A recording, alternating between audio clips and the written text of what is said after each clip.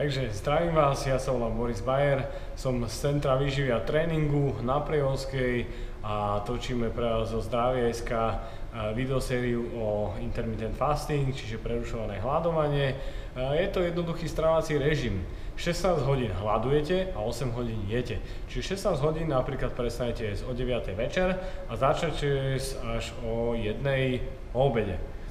Dá sa to dodržovať úplne jednoducho, je viacero režimov, niektoré sa držia že 16 hodín, že prestanete jesť večer o 5 a tak ďalej. Tento funguje najlepšie z hľadiska aj tej inzulínovej zlepšenia, inzulínovej sensitivity a ostatných hormonálnych faktorov. A čo sa týka toho jedenia, najlepšie je, keď máte predtým tréning, čiže o 12 máte tréning a o 1 jete. Čiže sa vám senzitizujú tie bunky čo najviac na inzulín a bude to čo najlepšie. Pokiaľ nemôžete si dať tréning a ste napríklad v práci, tak prvé jedlo by malo byť úplne nízkosacharidové a tak ďalej.